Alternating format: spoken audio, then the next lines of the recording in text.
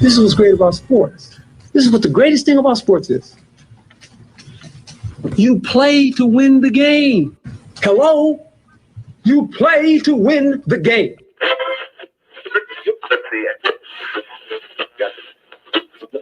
Winning isn't everything, but it's the only thing. In our business, there is no second place. Either you're first or you're last.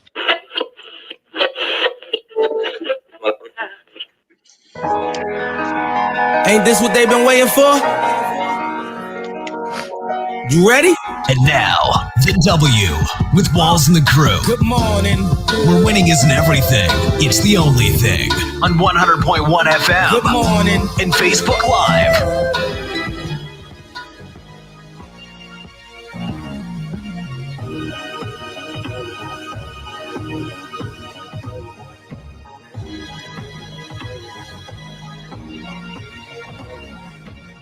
Good morning, good morning. Right back like we never left. Another Saturday morning with the W Show Kansas City, talking sports and pop culture. You're listening to the W Show on 100.1 FM, 1 Kansas City Radio. Watching us live on one of our W Show social media pages. We appreciate you tuning in. My name is Steve Walls, and as always, I'm joined by the other host of the show, DJ Q and Noel. Good morning. Good morning. And how is everyone this morning? It's looking good. Sun is shining. Ready to talk sports. Yeah, we making it today. That's right. I knew it was gonna be a good morning when I had my Pop-Tarts this morning. What flavor? We got the mix box over at the house, man. We had I have cherry this morning, but I'm a strawberry fan. I also like the berry ones with the blueberry.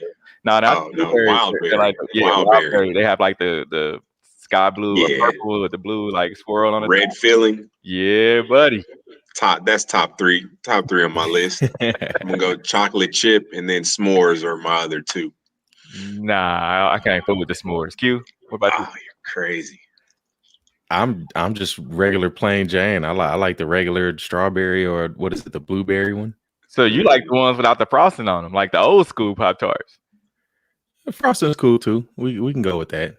With the frosting as well. Yeah. S'mores guy. I'm gonna go get a box today. Now that you said that. No, hold up. This is the ultimate question. Do y'all toast your Pop-Tarts, or you just pull them out the pack and just down? Straight up. You got to toast raw. Out the pack. Yeah. Oh, raw. Come on, no. I don't like the way it sometimes it'll make them like hard on the edges. I mean, that's the best. I don't like part. that. Nah, I'm cool. Just go ahead, just straight out the pack, bust them open. Nah, man, we can't do that. Coming up on today's show in just a little bit, we will be joined by two-time Olympian and world champion Mona Lee. Deion Sanders said personal items were stolen from office during Jackson State coaching debut. And Naomi Osaka wins the Australian Open, her 4th Grand Slam title. And coming up in about 30 minutes, we will have our sneakers of the week during our Hate It or Love It segment. Like I said, just in a few minutes, we will be joined by two-time Olympian and world champion Mona Lee. But first, former Royals pitcher Kelvin Herrera calls it a career. So Herrera took to social media with the letter thanking the Royals and giving him a chance in the big leagues. Q, I know you followed the Royals pretty closely during that 2014 to 2016 World Series run. Your thoughts on Herrera? Man, he was just so dominant. And you look at a lot of that, the pitchers that they had in that, what was that 2014-15 stretch? Mm-hmm. You know, they were just they were key to the team, and especially playing small ball, and being able to keep, team leads, within reach to be able to mount those comebacks. And then, that pitching just helped. You look at, Giordano Ventura, rest in peace to him. And then Herrera, and what was the other guy? The sneakerhead guy, your guy.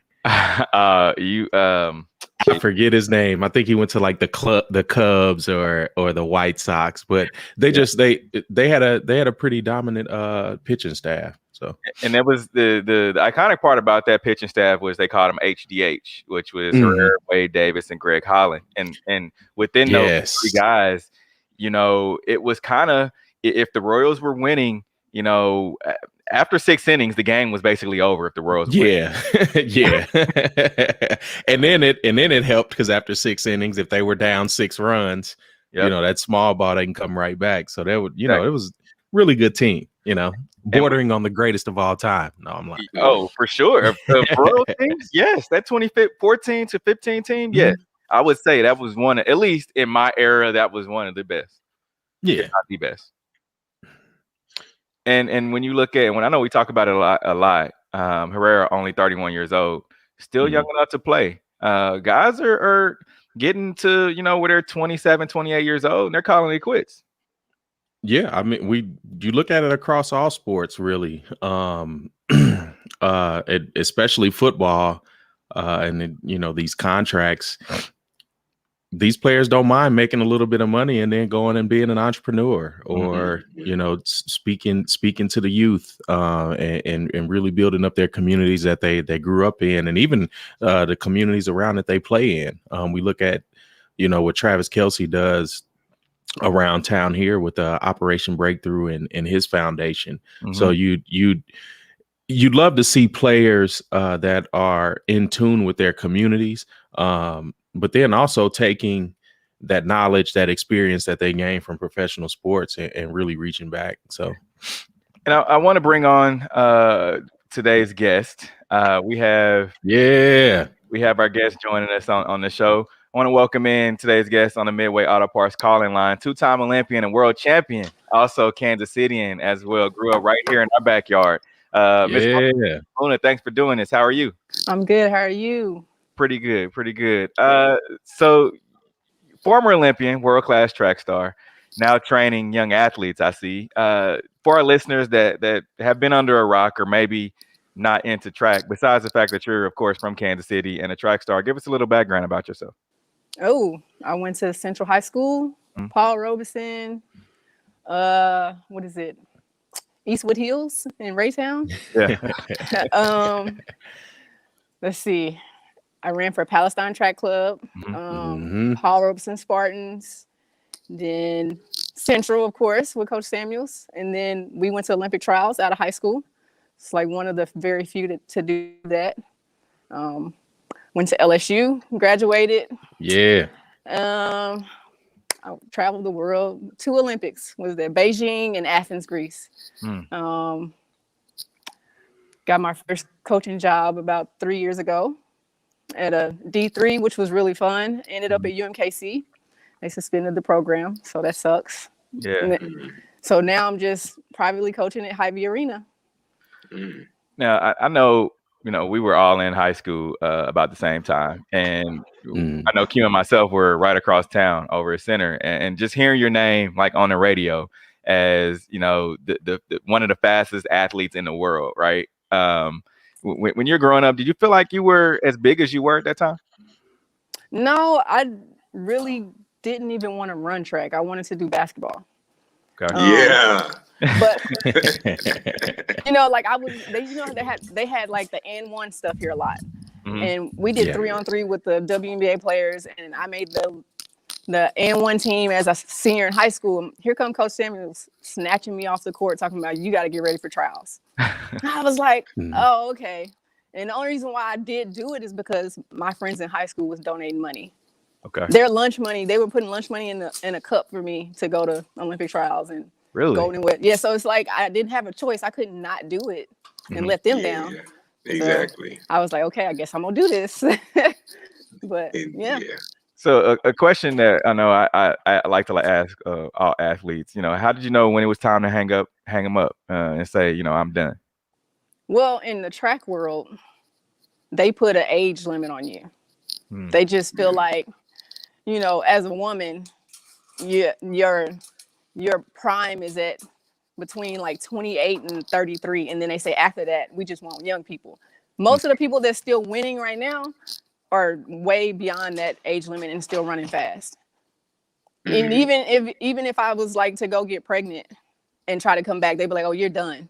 But really? You know, you see Gail Devers did it and still world records and stuff. So it's like they just put limits on you, and then they don't want to pay you. They just want to pay younger people. So it came to a point like in 2016 when I still made the team, but they wanted to take somebody else instead of me.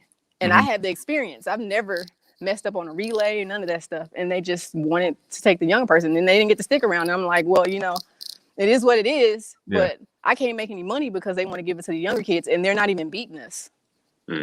So I feel pushed out. I didn't want to quit, but what else am I going to do?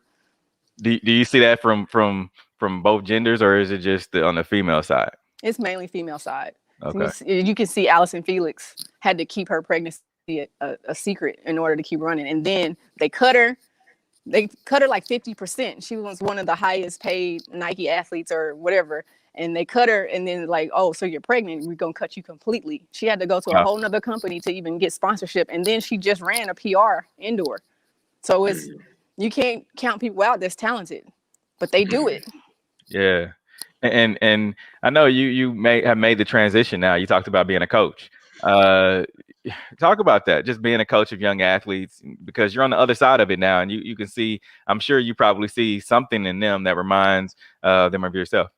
At first I didn't like it. Really? I think I was still bitter about leaving the sport when I wasn't ready. So I wanted a break from it, and then you still got to deal with the politics of it. But then I got around a coach that was really cool, and he kind of just let me do the things I wanted to do and get used to it on my own. And because he was like that, we were successful. But then once I came to UMKC, I was with a coach that didn't believe in me. So it was a different type of fight. You know, I've never been in a situation where a coach told me I didn't know what I was doing. Even my old head coaches, when they could tell that I could see certain things, but this coach was like, no, that's stupid. I'm like, dang, you know, I know I'm not dumb just because I don't have these degrees and stuff you have, but you know, I do believe in myself. So I really had to fight at UMKC. And then I get these younger athletes now. I'm dealing with little bitty kids. I never it's a whole nother journey. Like I have a few of them, and they're all over the place. If you don't give them something to do, they're touching this, touching that. And I'm like, okay, let me set up an obstacle course real quick, and then I'm gonna run back to this kid. And it's hard, especially by yourself. I like working with older athletes, but I'm gonna have a summer track team, so I got to figure it out. Yeah, definitely. And I'm glad you ended off on figuring it out. A lot of athletes and it's especially making that transition from, somewhere like Kansas City and then jumping to Louisiana and LSU, and then making that jump from there and then going to the Olympics. Speak about, those different transitions coming from a smaller city and then going to a Division I college, and then jumping towards to the Olympics. Speak about, culturally, that transition and not necessarily how you were able to seamlessly transition, from those different levels, but just speak about those, the trials that you went through, going from each level. I don't feel like Kansas City is a small city. Compared to some of the places I've been, it's actually pretty big compared to, I mean, I lived in LA too. So yeah, that's a big city. I hated it, but I like the beach. I like the beach. I like the weather. Yeah. But when I come back here now, I'm like, okay, if it wasn't snowing, this would be perfect. Yeah. Going to Baton Rouge, all they do is party and eat. It was great. I had fun. I can't lie. But my transition from Central on an education level to I wasn't prepared. I had to figure that out. That was the most stressful part for me, like learning how to study and being organized and all that stuff. That was hard for me. I'm used to being babied a little bit. Yeah, and then not even just on the studying side, like keeping up with the workload, especially going from high school to college. How was that transition on you as an athlete? It was a lot more work than I expected. I mean, I had over 4.0 because I was taking college courses in high school. But when I got to college, it was just different. They didn't help you with anything. You had to schedule time to see the teachers. Then you had to go to study hall, and then you had to find a way to eat. Like, I didn't go home and my mom cooked for me. I was just like, this is just too much. I used to call my mom all the time, like, y'all didn't prepare me for this. And then, the demands are still running fast. I mean, if I didn't win my races, we wouldn't win in national championships. So a lot of the athletes was looking at me to score, and without me, Yeah. you know, that was a lot of pressure. Go ahead. A whole Noah. lot. Mona, I was wondering more about your experience overseas. Obviously, you said you went to Beijing and you went to Athens. Not Athens. Was it? Yeah. Athens was okay, Mhm. yeah. Talk about those experiences, because I know it was completely different than what it is in the United States, especially in the capacity that you were there. We get treated like celebrities over there. That's what I hear Yeah. too. I hear if I could it. live over there, I'd probably make a killing. You know. Yeah. The only thing is, I mean, it's still racism. Mhm. You know, but the food is different. But they treat you different. Just different, more like revere you almost. You can say that. Yeah. I had to think about it. Beijing, they took a lot of pictures of me and my sister. Like we were freak Really? shows. Let me touch your hair, stuff like that. My sister, when she was there, I think she was pregnant, and she was wearing, what's the dude's name? It was just like all the sparkly stuff. I can't remember the guy's name, but they just loved her Ed fashion. Hardy. Yes, Ed Hardy. Oh my gosh. Ed Hardy purse, Ed Hardy everything, and they just she was the one. She was taking more pictures than me. Yeah. Really? She loved it, but yeah. Other than that, like I didn't really get to see much of the places because I was running the entire time. I get like 2 days off. Everybody was sightseeing. So I hear a lot about the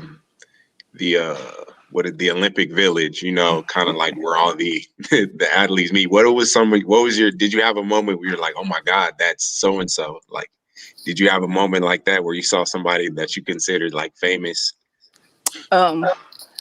Just seeing Kobe walk through the village like he was just one of us. That was one of the coolest things. He would take pictures, then after a while, I was like, okay, y'all leave him alone. Yeah. And Miss West was really messed up. Like I didn't have a camera, so I didn't get any pictures.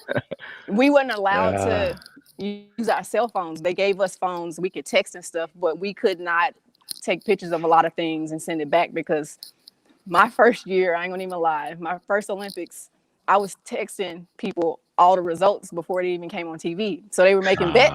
It's making a killing.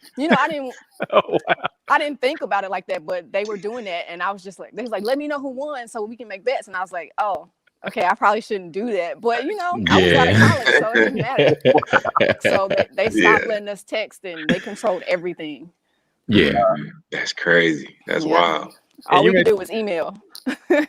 You mentioned being around all those athletes, though. Some of the greatest athletes and runners of all time. I mean, Allison Felix, Lolo Jones, also Tyson Gay were in those same Olympics that you were in. Who was the fastest person that you've seen in an event? The fastest? I've been around both. So, I mean, I've been seeing him since he was 18, 19. Sheesh. We get to watch him. I feel like an old head saying that because he was still running fast when I was in 28. He's good. Then you would see, I got to see like Jackie, Joyner Kersee. I got to see Gail Devers. Like I got to see some generations of stuff just growing up as a rookie. I got to go to Penn Relays and see Michael Johnson run before he retired. Really? Oh, wow. I was in that generation where like you would go to meets and you could win a car or take the cash. And then we had another local Olympian. What was his name? Was it Michael Green? Maurice Green. Maurice Green. Maurice Green, Maurice Mitchell. Yeah. We had a couple girls, Christine Spence. I don't know if she made Olympics. She might have. But it's a few of us. We just track isn't big time here. Yeah, and it seemed like track, and especially around your really our age, track really, I won't say at apex, but it seemed like it was a pretty high level, like you said, you had yourself and the Maurice Greens, and really the AAU circuits around here. Talk about that Palestine track group, because are they still running? Still nowadays? going. Yeah, they still around. Sheesh. It's just mainly little kids now. When they were little kids when I was there, but I'm selfish, so I wanted the attention. Yeah. If somebody older wanted to be on my team, they had to ask me to come run.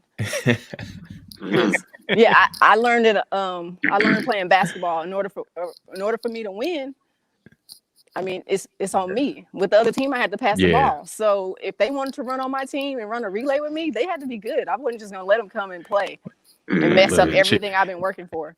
You had that Mamba mentality early, huh? Yeah, I did. I really did. We're talking to Mona Lee for just a few more minutes here on the W Show, 100.1 FM. So, Mona, I have to ask you, we see Tyreek Hill and his speed on the football field, but we also heard him say he wants to qualify for Olympic trials. My first question is, do you think he could make it? With a full year of training, yes. Because his track was his first sport. He wasn't a football player. He's always trained for track. But if you watch, you could tell for sure. Yeah, you could tell. I watched him run against Ocho Cinco when he did that little 40 meters, and I was like, well, unless he fixes his first couple pushes, he's not beating anybody in the track world.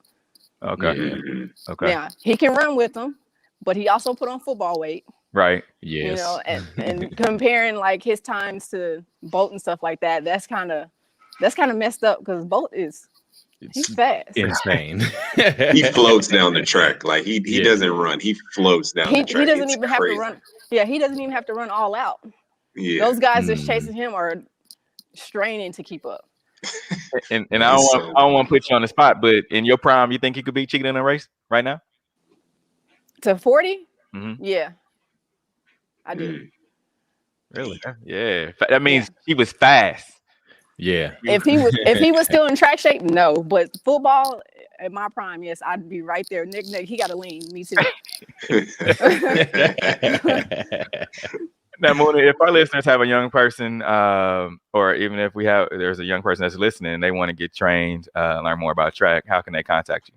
I have Instagram, the Mona Lee. Facebook, this is the same, just under my name. I'm at Hy-Vee Arena, and it's called Top Tier Speed and Performance. I don't have a website yet, but I did make an Instagram for that too. Okay. But if you come to Hy-Vee Arena and ask for me, they'll show you right this way. Okay, cool. We appreciate you joining us on the show today. Thank you. All right, that was Mona Lee. We're going to take a quick break. Coming up, we're going to dive into our headlines. We'll be right back. This is the W Show. You're tuned in to the W with Walls and the Crew, where winning isn't everything. It's the only thing. On 100.1 FM and Facebook Live.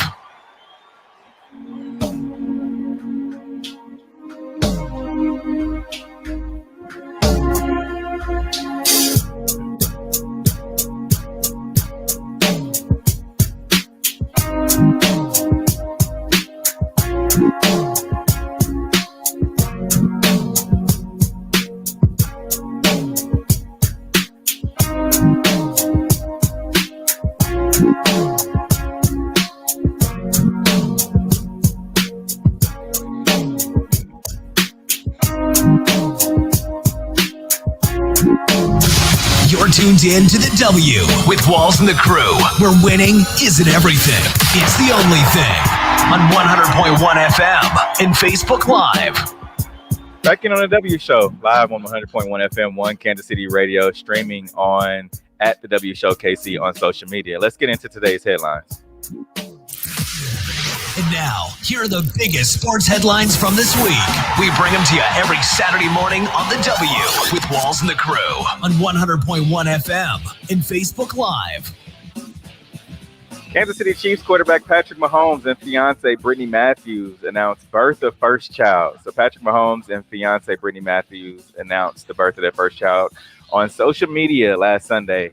Sterling Sky Mahomes, a 6-pound, 11-ounce girl, was born on Saturday.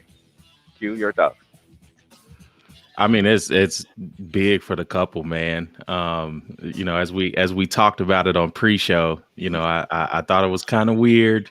The celebrations, of the city, because we've just never seen that. We've never seen a city really celebrate the birth of an athlete's child. But we understand, what Pat means to this city, and really his whole family. I think, you know, him just even coming here and playing so well, it's put a spotlight on his whole family. Yeah, and the thing, and you, now that you say it like that, you know, this city has really, to my knowledge, never seen an athlete grow up, you know, in inside of sports and be as popular worldwide as he is, and I think that has a lot to do with it as well. Yeah, because even a lot of the Royals that we talked about in that 2014-15 team, I can't think of anybody as celebrated. We know how much Salvi was loved, and still is loved by the city. Right. But just the way he was loved, you didn't get a lot of his personal life. And the same with Hosmer, and a couple other players. And we could even go as far back as, you know, the Bo Jacksons and the George Bretts. But yeah, this is it's like a spotlight on him. You know exactly who his mom is, his dad is, and all of that. So Notre Dame won't participate in new EA Sports college football game until name, image, and likeness rules are finalized. So the University of Notre Dame athletic director Jack Swarbrick said that his school would not provide its name, logos, or any other branding property to EA Sports for the game until the new rules are determined whether athletes are able to receive a cut from games profits and are finalized. No, your thoughts? It's good of Notre Dame to, you know, step up to the plate and be the first school to say this. The game itself won't have any of the players or the current rosters or likenesses. I don't know how that's going to work. But I just like to see the fact that Notre Dame stepped up and said, like, look, until, you know, this NIL gets straightened out, we won't allow, you know, ourselves to be in the game. And, you know, that's it. So I love it. I know they had that law in California we talked about recently about the players getting paid. So that's probably coming up here soon. So it's on its way. I ain't gonna lie, I'm kind of glad to have college football back in video games. I'm probably going to buy this game. I'm not gonna lie. Really? But Notre Dame is shouts out to you though. But it's crazy, Q, because when we think about the University of Notre Dame, I mean, we think about just the rich history. In football history. I mean, we've all seen the movie Rudy. We know the type of institution that Notre Dame is, right? I mean, it's huge for them to stand up for something like this. I never thought that it would be University of Notre Dame that would, you know, be the one that be standing up for this. Yeah, and when we talked about it the other day, you know, we really talked about how, you know, Catholic school, you know, and very conservative, and especially in the student life around there. But then on the other hand, when you look at it, you know, Notre Dame is an independent school, and especially in football. And Notre Dame has always been that brand name that kind of stands alone. And so this move really speaks to that, you know, them standing alone and separating themselves from the pack. And they don't have an influence like the Big 12 or the SEC or, you know, that they would have to follow, and they don't really have a league to follow. So this is huge for them stepping out front, and really making a statement for their players. For sure. Tiger Woods was seriously injured in a car accident, but awake and responsive and recovering after right leg surgery. So Tiger Woods was seriously injured and hospitalized Tuesday morning after being involved in a car crash in California. He had to be extracted from his sports utility vehicle and has sustained major damage following a single vehicle rollover traffic accident, per Los Angeles Sheriff's Department. I know when I first heard this, I'm like, man, come on, not Tiger Woods, not another person in LA that has gone through something. Because we talked about it in our meeting, it's like Los Angeles has taken a lot of lives, right? Especially in vehicle accidents, and so I'm happy that he's okay. The news was like you said, it was somewhat stressful. We're coming off a year off of Kobe, and especially with Kobe being in the news lately,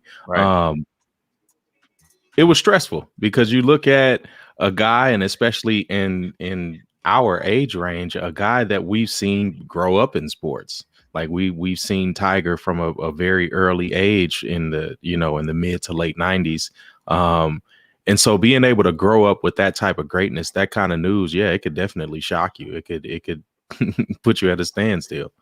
What I hate about it is like when you hear news like this and you hear what Tiger's been through and all of the things he's literally grown, like Q said, he's grown up before our eyes with the social media and 24/7 news outlets. We've seen every corner and inch of Tiger's life, and so for him this news to come, and immediately I felt like overwhelmingly people thought that it was bad. They're like, oh, was he drunk? Was he impaired? What was he doing? Where was he going? And it was just like, it's just sad. It's like it was an accident. Like he's hurt. Like he's fighting for his life. He's fighting for his career. Like they're saying he has a couple fractures on his leg. It's going to take him a while to walk, let alone actually play his sport again. So it's crazy. It's actually more crazy than when it was originally first reported. Yeah. And of course, if people don't know, Tiger was on his way to play golf. Actually, he was going to play golf with, I believe it was Drew Brees and Justin Herbert. So he was late for the golf meet, and he was said to be speeding away from his hotel. So, but the good thing about all of this is that the car that was involved in that rollover, it didn't even seem like it was in a rollover.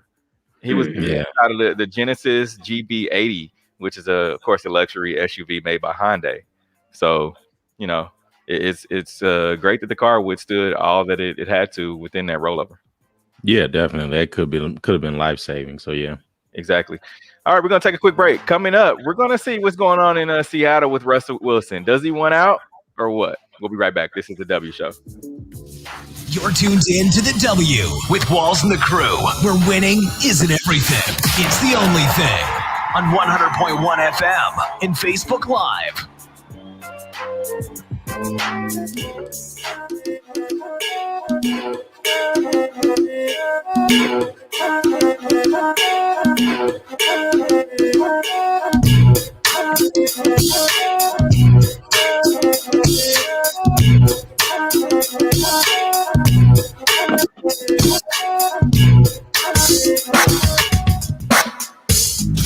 You're tuned in to The W with Walls and the Crew, where winning isn't everything. It's the only thing. On 100.1 FM and Facebook Live. Back in on the W Show, 100.1 FM, 1 Kansas City Radio. We're all here. It's gonna be a beautiful day outside today. Hopefully it'll get up to 50.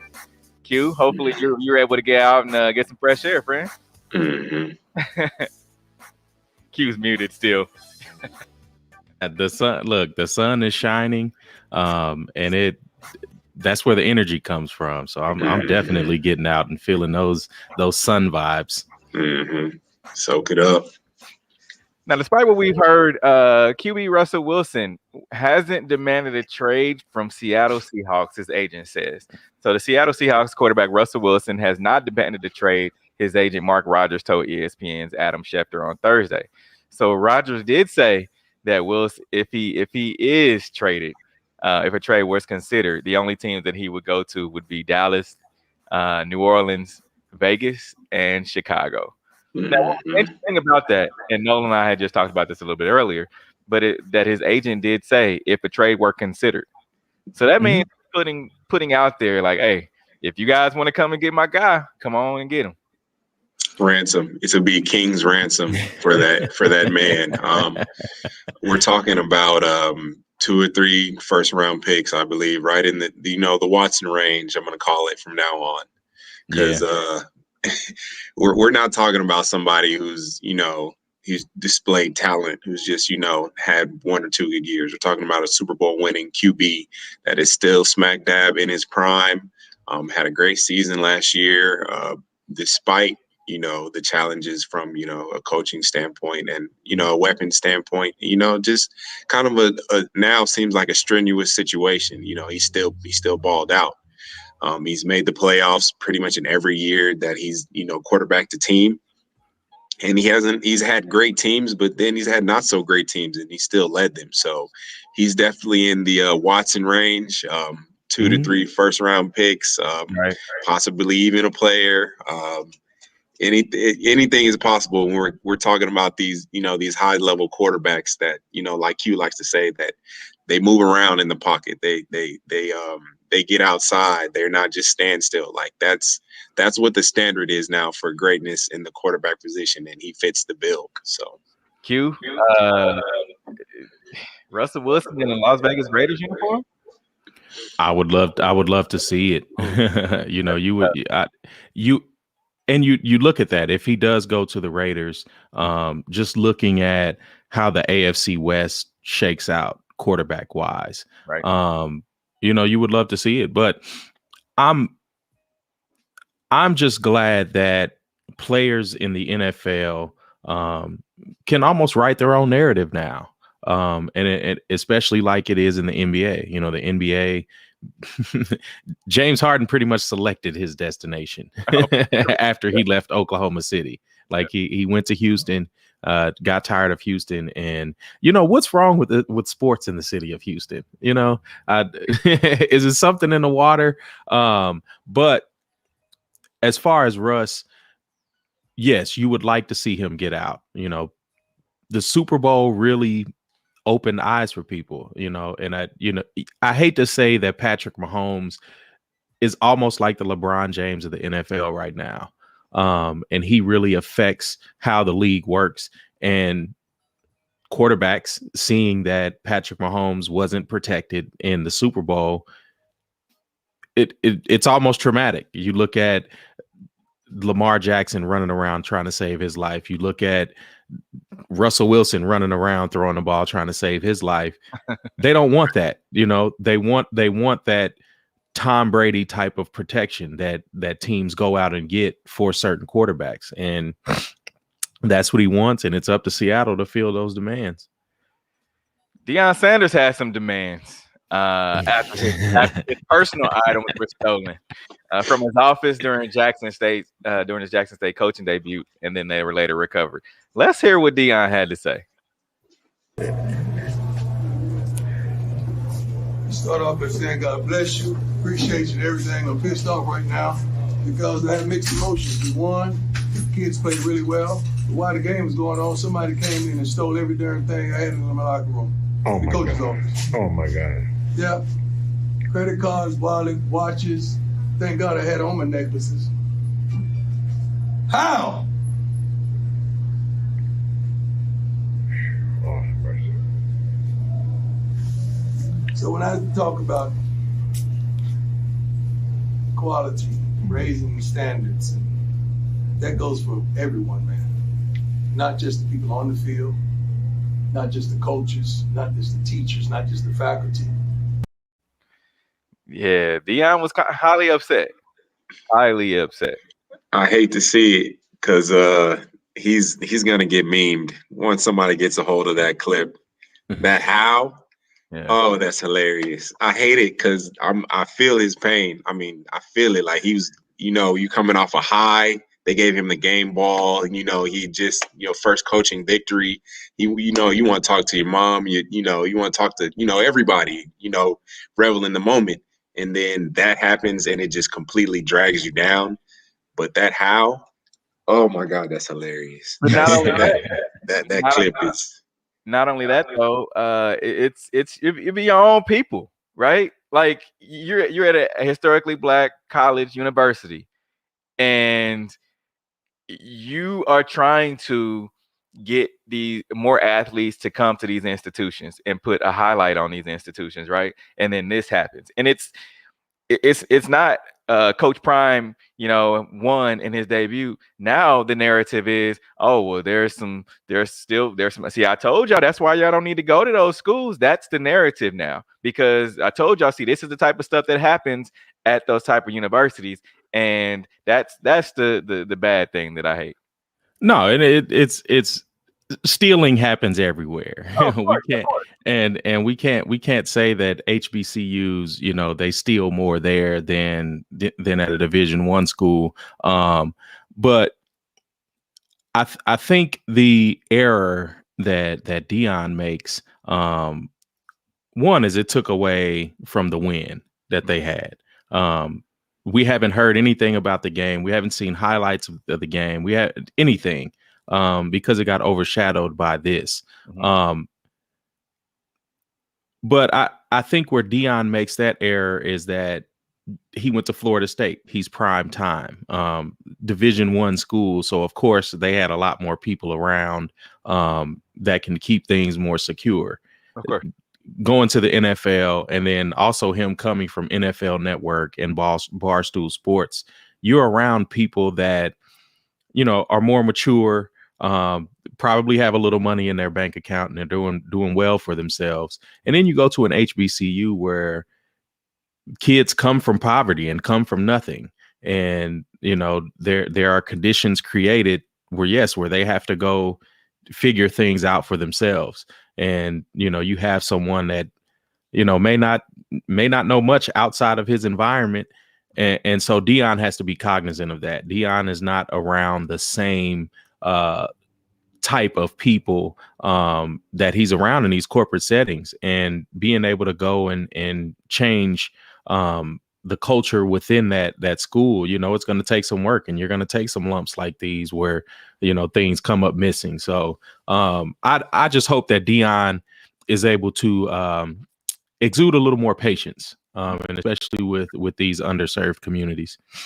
And the thing about it is, on top of that as well, Q, is the fact that Deion hasn't been a coach before, right? Yeah. So he doesn't. I don't think he kind of understood the magnitude of what he said to the media in that instance. That if he would have had someone to kind of, you know, a PR person, right? A PR person that's not 19, 20, 21-year-old that's helping out with the program. If he would have had someone that said, "Hey, Deion, you really don't need to say that. We'll speak on it later, but let's just talk about the game. Like, it's about the kids. It's about you today. Let's talk about the game and put that to the side, and we'll come back to that after the fact." Yeah, definitely, and that's definitely needed. But I think everyone learns from this situation. Oh, of course. Yeah. You know, from the top down, I think everyone learns from this situation, and it just wasn't about football anymore. And that's what we want it to be, you know. And it's funny, we say, you know, stick to football, stick to sports in this. But in this instance, yes, because no one was harmed. The things were returned very quickly. And it was an emotional moment for him. But again, we just hope everyone learns from this. And we talk about learning experiences. A young heckler, we won't mention his name, but a young heckler tried to get into Cam's head earlier this week, and Cam turned it and made it a teaching moment. Cam Newton, earlier at his football camp, there's a video that circulated about Cam getting taunted by a teenager at his football tournament. It went viral last Sunday. Let's take a look. You ass. You're a free agent. You're a free agent. I'm rich. You're a free agent. You about to be poor. I'm rich. You about to be poor. I'm rich. You about to be poor. I'm rich. You're a free agent. I'm rich. You're a free agent. I'm rich. He's a free agent. Where's your daddy at? Let me talk to your dad. Let me talk to your dad. Where's your dad? You're a free agent. Where's your dad? You're a free agent. You're a free agent. You ass. Talk to. Let me. Where's your dad? Where's your pop? You ass. Where's the pop? After hours of this video festering and speculation about Cam's reaction, the quarterback posted a second video of the scene, this time showing his approach to the heckler, and then later trying to turn this situation into a teaching moment. The young man posted an apology via social media later on that day. You guys thoughts on it? That's a lot. That's a lot going on in that video. For one thing, it's a culture in football to, I mean, let's be honest, talk trash. Oh, of course. It doesn't matter who it is. I mean, it's the man's own camp, and the kid is that confident and cocky to where he, talk trash to a NFL MVP. But wait a minute though, no, you can't highlight that part of it, because of course, I mean, I was just saying a lot going on. Like there's different dynamics going on. I think a lot of people who aren't in the sport aren't going to understand that. They're going to see that and say, wow, he was very disrespectful to somebody you should respect, Mm-hmm. and he is, but there's a lot of different dynamics that you have to consider. This is probably a kid that's coming from a background that, like, if I'm just being honest, just listening to the tone of his voice, what the words he was using, this is a kid that probably, he comes from comes from that. He come from that.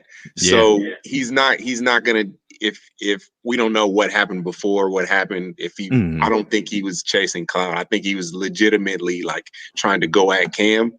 Yeah. But like you said, there is that other side. There's that other side of, hey man, like, this is somebody you might want to learn from. This is somebody you might want to soak up information from. This is somebody that has done what you want to do and more, let's be honest.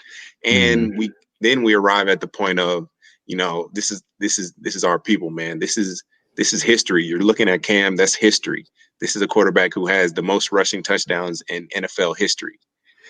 This is a quarterback that has been to the Super Bowl. He's won an MVP. Like, you have to understand that you're looking at Black history, but then we also have the fact that this kid is 15, 16 years old. Yeah. He may not have, the knowledge to know that, hey, like, maybe I should, like, go ahead and, listen to what Cam has to say. So it's a lot going on. I don't want people to just highlight that exchange. I want people to know that there's stuff outside that's going on that contributed to what that was. Yeah, and no, you mentioned the culture of being in football, but I think it's just a Black culture amongst, I can't even say men, because women talk trash. I think it's a Black culture thing, and especially within competition. It doesn't matter who you are. If I am confident within myself, I feel like I'm better than everyone. And it doesn't matter how many Super Bowls you won. It doesn't matter how many MVPs you won. And that's how he knew how to get attention, was to talk trash. And we know that coming up as kids. But yeah, the kid can learn from it. It going viral. It's very humbling. I'm just ready to see who he signs to in college, because I know he's going to make some sparks, because we're going to talk about it on this show. Hey, remember the kid, with Cam?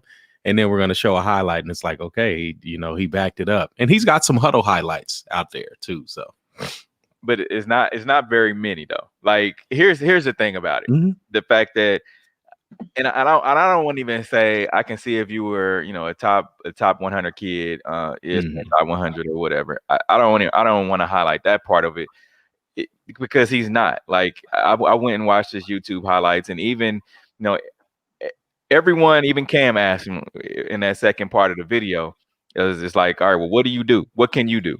And the kid at that point, he couldn't even tell him. He couldn't say, well, my 40 time is this, or I caught 2 touchdowns here, or last season I did this.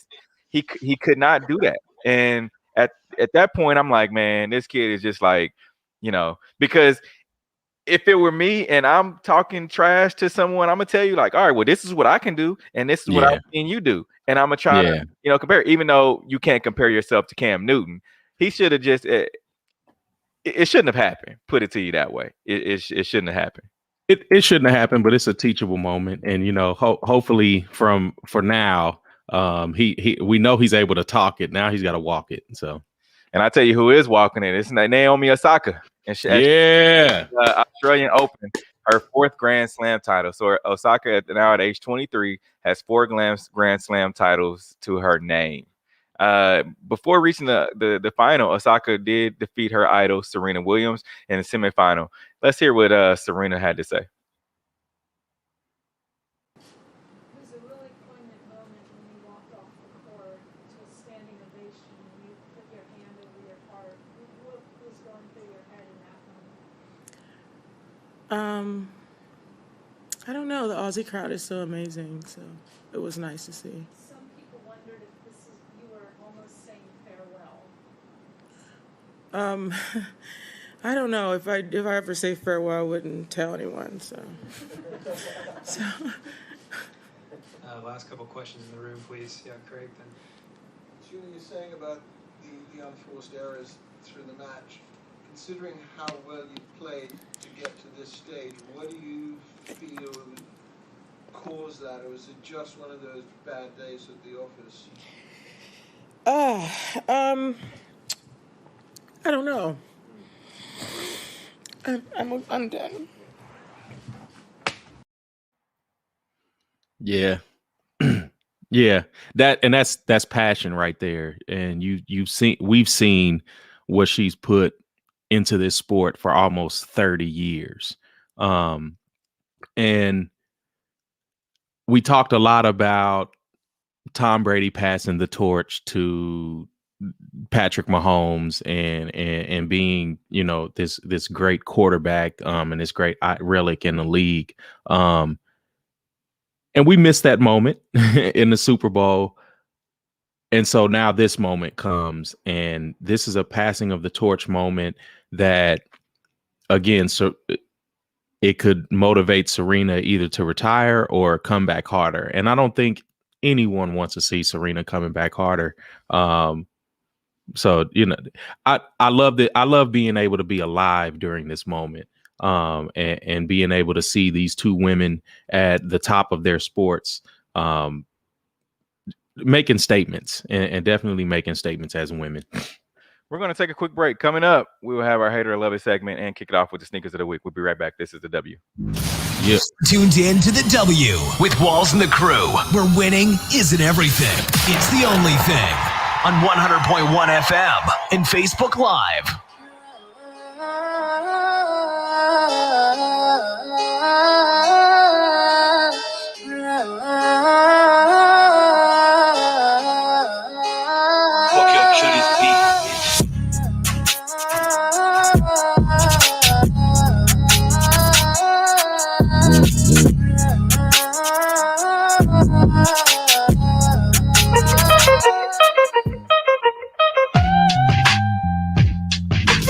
You're tuned in to the W with Walls and the Crew, where winning isn't everything. It's the only thing. On 100.1 FM and Facebook Live. It's that time for Love It or Hate It. Hate it. If we love it, we talk about it. If we hate it, we move on. All right, and first up on our sneakers of the week, these Air Jordan Taupe Haze. You guys' thoughts on those? I like these. I want them to come out in the fall, but I like these. The Clot and Nike Air Max 1 Kiss of Death. I kind of like these because if you look over the toe of the shoe, it's translucent. Oh, word. Yeah. Okay. Yeah, you would love those, Mr. Socks Man. Oh wait, so it's see-through. Yeah. See-through to the sock. Those socks with those. And on the bottom. Oh, nah, you tripping. It's gonna fog up the shoe. No, because the way that they make the shoe is not there's no lining really in the shoe. So it's more of a summertime shoe. So you have to wear no socks with these. Okay. Yeah. You have to see them. You have to see them. They're not like those. Remember when Air Force, when they tried to wear that? Yeah, that's exactly where I went. No, it's not like those. Not like those at all. Okay. All right. So bottom, I'll allow it. The Nike Dunk High Bass Gray. I like these. I kind of dig these. I'm not gonna lie. I'm not a high guy, but these are doing it. Yeah, they're simple. You have the ready-made Nike Blazer Mid. Love these. I'm rocking, especially the black ones. Yeah, I like them as well. I like the Nike sign on those. All right, LeBron James calls Devin Booker the most disrespected player in NBA after All-Star snub. Hate it or love it? Love it. He's telling the truth. Yeah, love it. And yeah, I mean, you can make the case between him and Trae Young too. So facts. All right, Kyrie Irving wants NBA to honor Kobe Bryant with new logo. Hate it or love it? Love it. Kyrie can't miss this year. He can't miss. Yeah, I've Steve, I think you've known me long enough. I've always been a hater of Kobe just as much as you've been a hater of Tom and LeBron. But yes, I love this. I definitely love this. Even the logo himself said that it's time for it to change. He said it 4 years ago. Like Jerry West, he said it himself. He's like, I'm ready for it to change. So The Atlantic Dream sold to a group that includes former WNBA star Renee Montgomery. Hate it or love it. Mhm. Love it. This is Love where it it. needs to be. Love it. NBA Hall of Famer Kenny Smith says Meek Mill deserves a pass for Kobe lyric. Hate it or love it. He doesn't deserve a pass, but I mean, it is what it is. No, not at all. And we don't have enough time to go into that. Yeah, no, but yeah, Kenny is old school, and you look at where he comes from, and rap had no rules. And that's the school that he comes from, and knowing that it's just words. But in a time we're in, it's not just words, and it affects people. So it does.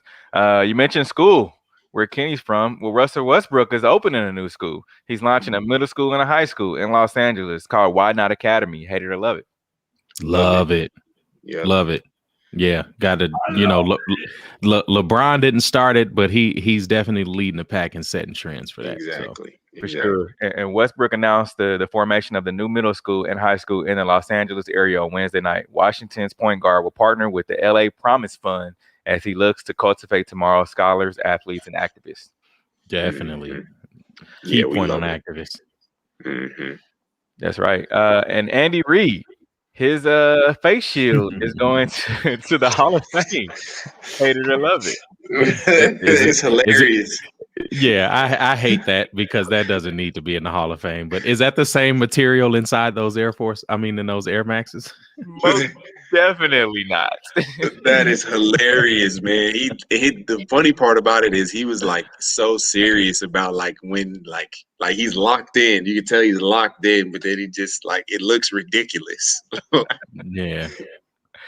All right, Coach Michael Pittman Jr. explains why he won't give his number 11 jersey to new teammate Carson Wentz. Hate it or love it. Hey, love it. You got to earn it. We talked about the little boy, and you got to earn it if you want to come take my spot. Yeah, pay me. But here's the thing about that though. It could hurt the team more than it could help it. I really believe that. No. And the reason I say that is because Michael Pittman has done nothing. You're a young cat coming into your second year in the NFL. I get it. You're the third leading receiver on your team. You haven't proven anything. It's like, if Cam goes to a new team, he's getting the number one. If no matter what. That we're talking about Cam, and we're not going to put Cam next to Carson Wentz. I'm not comparing them at all, but it's just the fact that he's treating himself like he's Carson Wentz equal.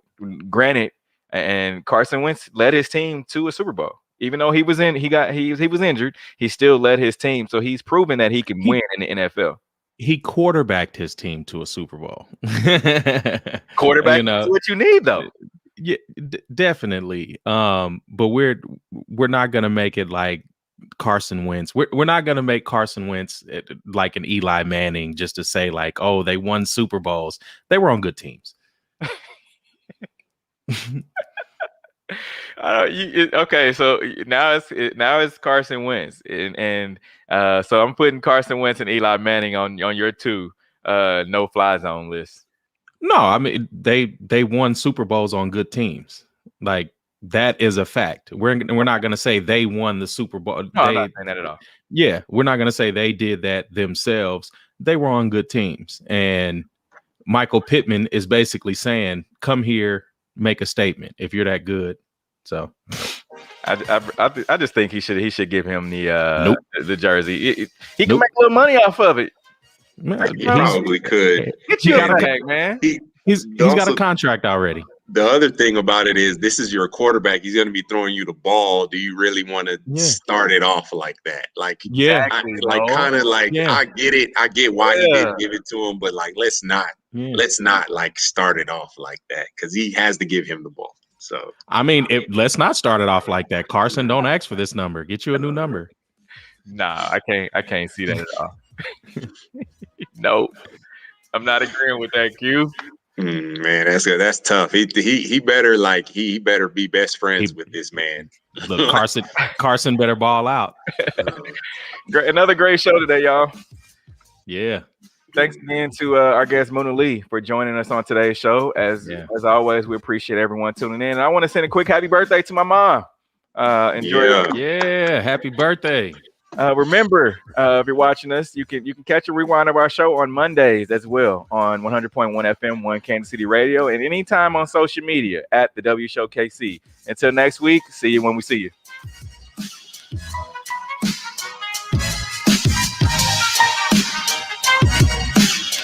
The views and opinions expressed on the W Radio Show by the host, co-host, guests, and call-in listeners are solely the opinions and responsibility of the original source who expressed them. They do not represent the opinions of the W Show, 100.1 FM, 1 Kansas City Radio, Sideline Sports Talk, Team Wall Street Foundation, or affiliates.